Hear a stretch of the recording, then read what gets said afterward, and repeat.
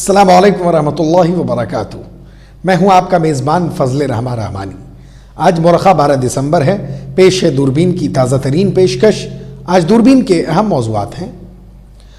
जम्मू और कश्मीर की खुसूसी आइनी हैसियत को ख़त्म करने के मोदी हुकूमत के इक़दाम को सुप्रीम कोर्ट ने गुज़िश्ता रोज़ कानूनन दुरुस्त ठहरा दिया। वज़ीर आज़म नरेंद्र मोदी ने इसे तारीख़ी करार दिया है। आज की दूरबीन में देखिए अदालत उज़्मा के हालिया फैसले की पूरी रुदात। जम्मू कश्मीर की साबिक वज़ीर आला महबूबा मुफ्ती समेत मुतअद्दिद रहनुमाओं का कहना है कि सुप्रीम कोर्ट के फैसले से जम्मू कश्मीर के लोग न तो नाउमीद होने वाले हैं और न ही हार मानने वाले हैं। इज्जत और वक़ार की जंग जारी रहेगी। तफसीलात में देखिए उन्होंने मज़ीद क्या कुछ कहा। इसराइल और हमास के दरमियान जारी जंग के दौरान इसराइल डिफेंस फोर्स यानी IDF के फौजी जुनूबी गजा में खान यूनुस इलाके में दाखिल हो गए हैं, जहां शनिवार के पोशीदा होने की इत्तला है। गजा की पट्टी में इसराइल और हमास के दरमियान जारी तनाज़ुक को ख़त्म करने के लिए अक़वाम मुत्तहिदा की गैर मामूली कोशिशों पर अमरीकी वीटो से हौसला अफजा इसराइल ने गजा पर हमले तेज़ कर दिए हैं। तफसीलात में देखिए गजा की ताज़ा और मौजूदा सूरत हाल।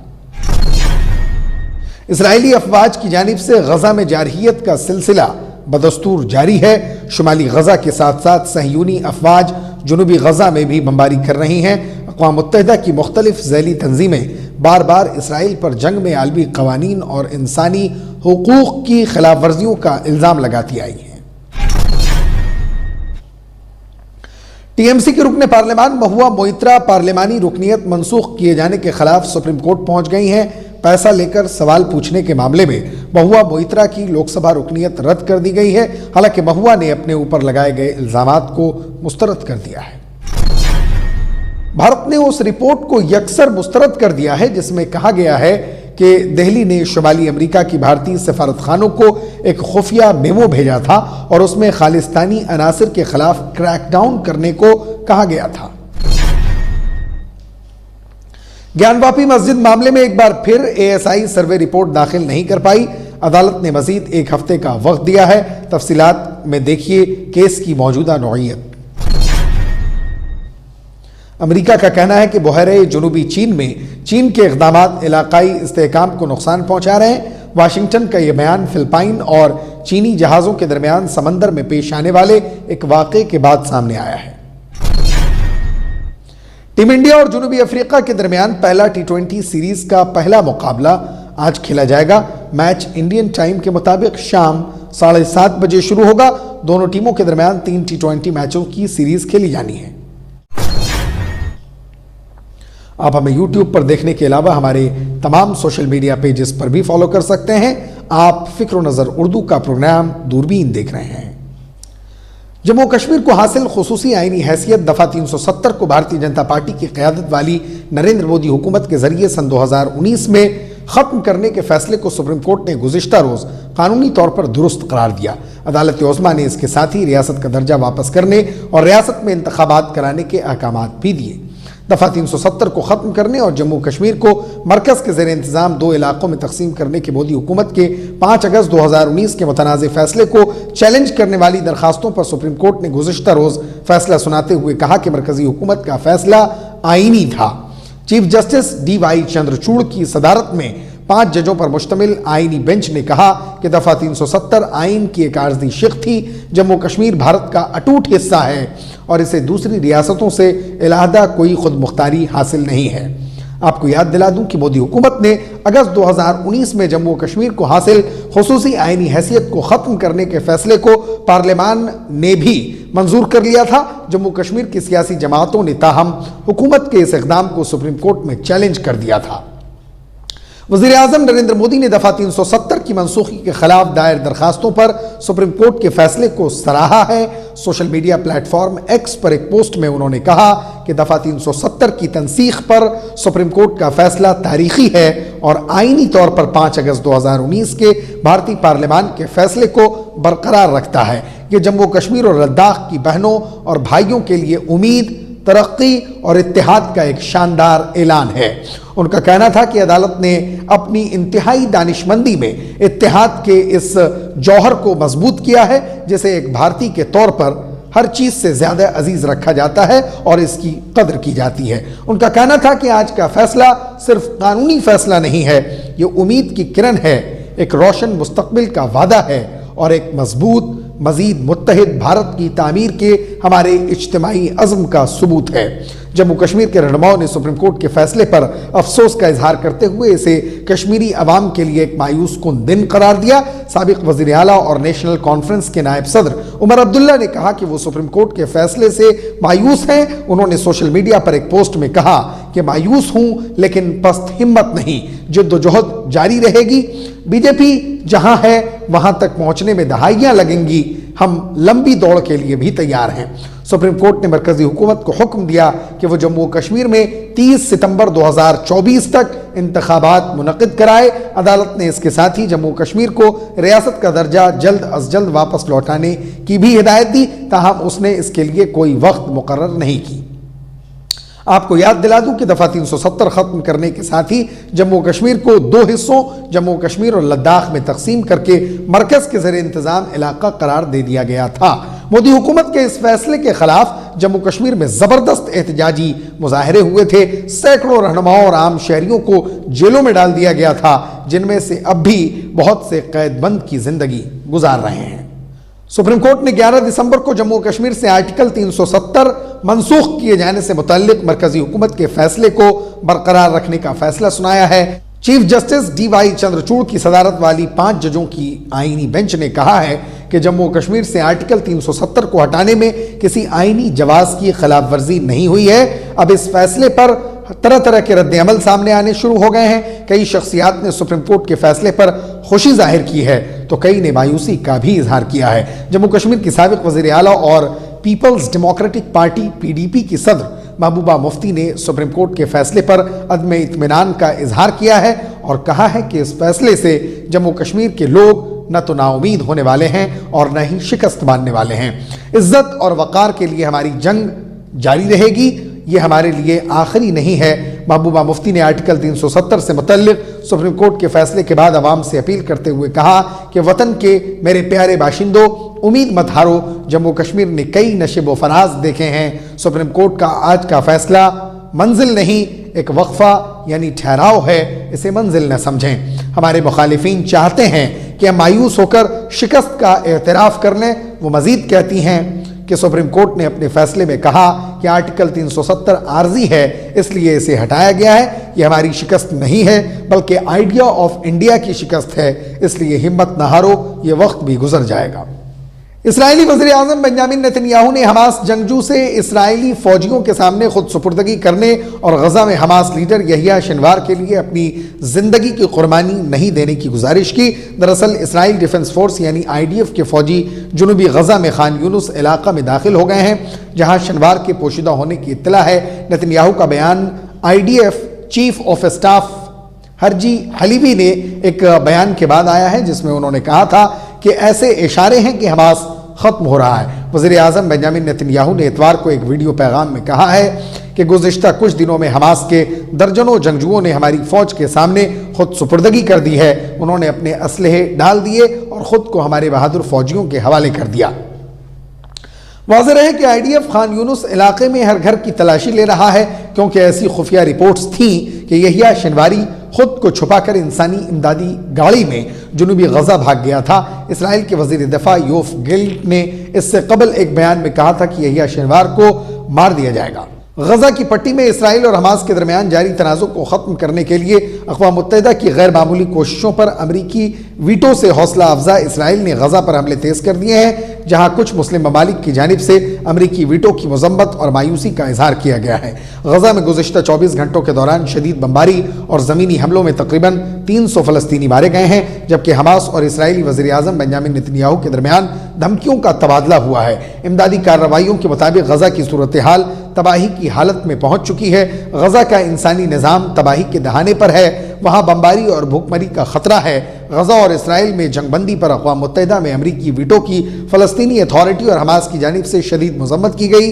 حماس کے زیر انتظام وزارت صحت نے غزہ میں تازہ ترین ہلاکتوں کی تعداد 17,000 سے زائد بتائی ہے، جن میں اکثریت خواتین اور بچوں کی ہے۔ ترکی کے صدر رجب طیب اردوغان نے امریکہ کی جانب سے جنگ بندی کی قرارداد کو ویٹو کرنے کے بعد اقوام متحدہ کی سلامتی کونسل کی مذمت کی اور عالمی ادارے کو اسرائیلی سلامتی کونسل قرار دیا۔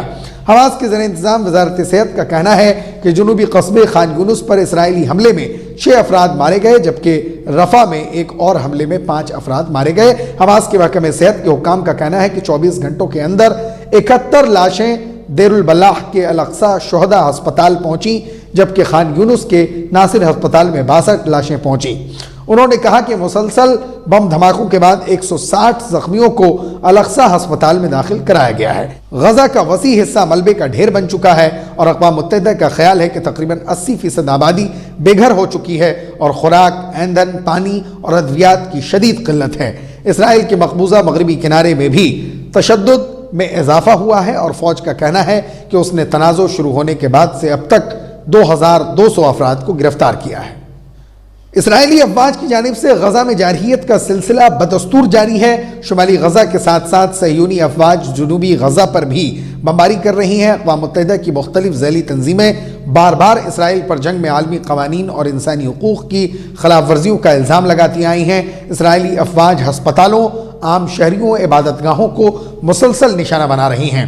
تاہم اسرائیل پر جنگ کے حقائق کو چھپانے کا الزام بھی لگایا جا رہا ہے۔ غزہ کی مزاحمتی تنظیم حماس کی عسکری ونگ القسام بریگیڈز نے بار بار یہ دعویٰ کیا ہے کہ اس کے جنگجو اسرائیلی افواج کو بڑے پیمانے پر نقصان پہنچا رہے ہیں۔ اس بات کی تصدیق کے لیے القسام بریگیڈز نے ایک نیا ویڈیو بھی جاری کیا ہے۔ اس نئے ویڈیو میں القسام کے جنگجوؤں کو اسرائیلی ٹینکوں اور فوجیوں پر حملہ کرتے دیکھا جا سکتا ہے۔ القسام کے ترجمان ابو عبیدہ کے مطابق گزشتہ 48 گھنٹوں کے دوران اسرائیل کے 44 ٹینکوں اور فوجی گاڑیوں کو مکمل یا جزوی طور پر تباہ کیا گیا۔ ان حملوں میں 40 اسرائیلی فوجی ہلاک اور درجنوں زخمی ہوئے ہیں۔ واضح رہے کہ اسرائیل کے مطابق جنگ کے آغاز 7 اکتوبر سے ابھی تک اسرائیلی فوج کی کل 420 فوجی ہلاک ہوئے ہیں۔ ایک اسرائیلی اخبار نے دعویٰ کیا ہے کہ مجموعی طور پر 5000 فوجی زخمی ہوئے ہیں، جس میں 58% سے زائد شدید زخمی ہیں۔ اسرائیلی وزارت دفاع کے سربراہ نے اخبار کو بتایا کہ ہمیں اس سے قبل اس طرح کی صورتحال کا کبھی سامنا نہیں کرنا پڑا۔ زخمی فوجیوں کے ہاتھوں اور ٹانگوں میں شدید زخم آئے ہیں اور بہت سے ایسے ہیں جن کے ہاتھ اور پاؤں کاٹنے پڑے ہیں۔ اسرائیلی محکمہ دفاع کے مطابق 7% فوجی شدید نفسیاتی دباؤ کا شکار ہیں۔ القسام بریگیڈز کے ترجمان ابو عبیدہ کا کہنا ہے کہ مذاکرات کے بغیر کوئی یرغمالی رہا نہیں کیا جائے گا۔ اسرائیل اپنی فوجی طاقت سے یرغمالیوں کو رہا نہیں کرا سکتا۔ لوک سبھا کی رکنیت رد کیے جانے سے ناراض ترنمول کانگریس کی رہنما مہوا موئترا سپریم کورٹ پہنچ گئی ہیں۔ انہوں نے عدالت عظمیٰ میں ایک عرضی داخل کی ہے جس میں اپنے خلاف اخلاقیات کمیٹی کی سفارش اور اس کے بعد لوک سبھا سے تجویز پاس ہونے کو غلط بتایا ہے۔ واضح رہے کہ کیش فار کوئری یعنی پیسہ لے کر سوال پوچھنے کے معاملے میں مہوا موئترا کے خلاف کارروائی کرتے ہوئے لوک سبھا سے ان کی رکنیت رد کر دی گئی ہے۔ حالانکہ انہوں نے اپنے اوپر لگے سبھی الزامات کو یکسر مسترد کر دیا ہے۔ دراصل لوک سبھا کی اخلاقیات کمیٹی نے اپنی جانچ میں پایا ہے کہ مہوا موئترا نے بزنس مین درشن ہرانندانی کو parliamentary log in I D password دیے۔ ٹی ایم سی رہنما کے ذریعے ایسا کرنے کی وجہ سے ملک کی قومی سیکیورٹی کو خطرہ پہنچا۔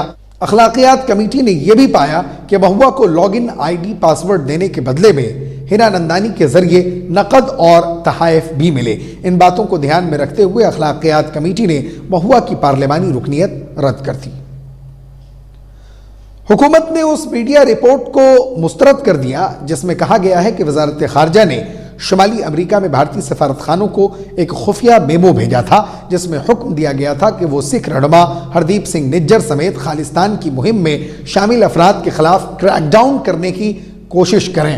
امریکہ کے ایک غیر منافع بخش میڈیا ادارے دی انٹرسپٹ کا دعویٰ ہے کہ بھارتی حکومت نے مبینہ طور پر اپریل میں اپنے قونصل خانوں کو مغربی ممالک میں خالصتانی مہم کے حامیوں کے خطرے سے نمٹنے کے لیے ایک تحریری حکم نامہ جاری کیا تھا۔ دی انٹرسپٹ کی رپورٹ میں دعویٰ کیا گیا ہے کہ اس مبینہ خفیہ میمو میں سکھ رہنما نجر سمیت کئی سکھ علیحدگی پسند سکھ رہنماؤں کے نام شامل ہیں جن کے خلاف ٹھوس اقدامات کرنے کی ہدایت دی گئی ہے اور اس پر بھارت کے سیکریٹری خارجہ ونے کواترا کے دستخط تھے۔ نئی دہلی میں وزارت خارجہ کے ترجمان ارندم باگچی نے اس مبینہ رپورٹ کو جعلی اور مکمل طور پر من گھڑت قرار دیا اور پاکستانی انٹیلیجنس کی طرف سے جعلی بیانیہ کو پھیلانے کے لیے میڈیا اداروں پر تنقید کی۔ انہوں نے کہا کہ یہ رپورٹ بھارت کے خلاف مسلسل غلط معلومات پھیلانے کی مہم کا حصہ ہے۔ ان کا کہنا تھا کہ ہم اس بات پر زور دیتے ہیں کہ اس طرح کی رپورٹس جعلی اور مکمل طور پر من گھڑت ہیں، ایسا کوئی میمو نہیں ہے۔ یہ بھارت کے خلاف مسلسل غلط معلومات پھیلانے کی مہم کا حصہ ہے۔ زیر بحث میڈیا ادارہ پاکستانی انٹیلیجنس کی جعلی بیانات کو پھیلانے کے لیے مشہور ہے، تاہم میڈیا ادارے دی پرنٹ نے جب انٹرسیپٹ سے اس بارے میں استفسار کیا تو انٹرسیپٹ کے ایک ترجمان نے دی پرنٹ کو بتایا کہ ہم اپنی رپورٹ اور اپنے رپورٹرز کے ساتھ کھڑے ہیں، البتہ اپنے ذرائع کی حفاظت کے لیے ہم دستاویز جاری نہیں کریں گے۔ واضح ہے کہ خالصتانی تحریک کے ایک معروف سکھ رہنما نجر کو کینیڈا میں قتل کر دیا گیا تھا، جس کے بارے میں اوٹاوا کی حکومت کا کہنا ہے کہ اس قتل میں بھارتی سرکاری ایجنٹ ملوث تھے۔ اتر پردیش کے وارانسی واقع گیان واپی مسجد تنازع معاملے میں اے ایس آئی کی طرف سے احاطے کی سروے رپورٹ ایک بار پھر پیر کو ضلع جج کی عدالت میں داخل نہیں کی جا سکی۔ عدالت نے رپورٹ پوری کرنے اور اسے جمع کرنے کے لیے مزید ایک ہفتے کا وقت دیا ہے۔ ہندو فریق کے وکیل مدن موہن یادو نے کہا کہ معاملے کی سماعت کرتے ہوئے ضلع جج ڈاکٹر اجے کرشن وشویش نے اے ایس آئی کو سروے پورا کرنے اور اپنی رپورٹ سونپنے کے لیے ایک ہفتے کا اضافی وقت دیا ہے۔ عدالت نے اس معاملے پر سماعت کے لیے اگلی تاریخ 18 دسمبر مقرر کی ہے۔ اس سے قبل 30 نومبر کو اے ایس آئی کو رپورٹ داخل کرنے کے لیے تیسری بار 10 دن کا اضافی وقت عدالت نے دیا تھا۔ ساتھ ہی یہ بھی کہا تھا کہ امید کرتے ہیں کہ اے ایس آئی اب آگے وقت کا مطالبہ کرے گا۔ اے ایس آئی نے 2 نومبر کو عدالت کو بتایا کہ سروے کا کام پورا ہو گیا ہے، رپورٹ تیار کرنے کے لیے 15 دن کا اضافی وقت چاہیے۔ اس کے بعد اے ایس آئی نے دوبارہ اضافی وقت دینے کا عدالت سے مطالبہ کیا۔ تیسری بار اضافی وقت کا مطالبہ کرنے پر عدالت نے رپورٹ داخل کرنے کے لیے 10 دن کی مہلت اے ایس آئی کو دی۔ اب چوتھی بار پھر 1 ہفتے کی مہلت دی گئی ہے۔ امریکی محکمہ خارجہ نے چین کی جانب سے فلپائن کی سمندری کارروائیوں میں مداخلت کرنے اور علاقائی استحکام کو نقصان پہنچانے کی مذمت کرتے ہوئے بیجنگ پر زور دیا کہ وہ بحیرہ جنوبی چین میں اپنے خطرناک اور علاقائی استحکام کو نقصان پہنچانے والے رویے پر روک لگائے۔ یہ بیان فلپائن میں ایک کشتی اور چینی کوسٹ گارڈ کے جہاز کے درمیان اتوار کے روز ایک متنازع چٹان کے قریب محاذ کے بعد سامنے آیا ہے۔ متنازع سمندری حدود میں پچھلے 2 دنوں کے دوران یہ اس نوعیت کا دوسرا واقعہ تھا۔ دونوں ایشیائی ممالک نے اس واقعے کے لیے ایک دوسرے کو مورد الزام ٹھہرایا۔ فلپائن کا کہنا ہے کہ اس کے جنگی جہاز تھامس شووال کو دوبارہ سپلائی کے مشن پر جا رہے تھے، جبکہ چین کا الزام ہے کہ اس جنگی جہاز کو جان بوجھ کر لنگر انداز کیا گیا تھا اور اس پر فوجی جوان موجود تھے۔ امریکی محکمہ خارجہ کے ترجمان میتھیو ملر نے ایک بیان میں کہا کہ طویل عرصے سے قائم ان چوکی کو سپلائی لائنوں میں رکاوٹیں ڈالنا اور فلپائن کی قانونی سمندری کارروائیوں میں مداخلت علاقائی استحکام کو نقصان پہنچاتی ہے۔ چین اپنے پڑوسی ملکوں کے ساحلوں کے قریبی سمندروں اور جزیروں سمیت بحیرہ جنوبی چین پر اپنا دعویٰ کرتا ہے۔ اس نے سن 2016 کے بین الاقوامی ٹریبیونل کے اس فیصلے کو بھی نظر انداز کر دیا ہے کہ اس کے دعووں کو کوئی قانونی بنیاد نہیں ہے۔ دریں اثنا اواخر ہفتہ کو چینی کوسٹ گارڈ نے فلپائن سے کہا کہ وہ اپنی اشتعال انگیز کارروائیاں بند کرے۔ بیجنگ کا کہنا ہے کہ چین اپنی آبی حدود میں قانون نافذ کرنے والی سرگرمیاں جاری رکھے گا۔ انڈیا اور ساؤتھ افریقہ کے درمیان 3 T20 میچوں کی سیریز کا پہلا مقابلہ آج کھیلا جائے گا۔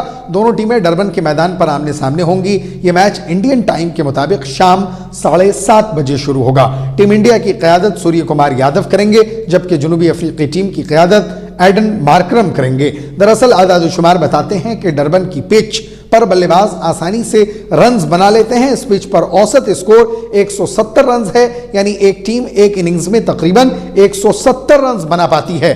یہ اعداد و شمار گیند بازوں کے لیے اچھے نہیں ہیں۔ اس کے علاوہ ٹاس جیتنے والی ٹیم پہلے فیلڈنگ کرنا چاہے گی۔ ماضی کے ریکارڈ کے مطابق ہدف کا تعاقب کرنا آسان ہے، یعنی ٹاس جیتنے والا کپتان پہلے بالنگ کا فیصلہ کر سکتا ہے۔ ساتھ ہی اس وکٹ پر گیند بازوں کو باؤنس ملتا ہے، جو بلے بازوں کے لیے ایک چیلنج بن سکتا ہے۔ انڈین شائقین اسٹار اسپورٹس نیٹ ورک پر براہ راست نشریات دیکھ سکیں گے۔ اس کے علاوہ انڈیا جنوبی افریقہ سیریز کے میچوں کی live streaming Disney plus Hotstar پر ہوگی۔ انڈین شائقین ڈزنی پلس ہاٹ اسٹار پر ہندی اور انگریزی کے علاوہ کئی زبانوں میں میچ سے لطف اندوز ہو سکیں گے۔ فکر و نظر کی خاص بلیٹن دوربین کی گزشتہ پیشکش میں شہناز خاتون، شباہت نگار، محمد سرفراز، سمیر راج، مشتاق شیخ، محمد ہاشم، محمد دلشاد، محمد تسلیم اور محمد سرفراز صاحبان نے اپنا قیمتی تبصرہ کر کے ہماری حوصلہ افزائی کی ہے۔ ہم اپنے تمام ناظرین کا شکریہ ادا کرتے ہیں۔ آپ مجھ سے اور ہمارے ساتھیوں سے ایکس پر بھی رابطہ کر سکتے ہیں۔ ہمارا ایکس ہینڈل ہے @فکر و نظر۔ شکریہ۔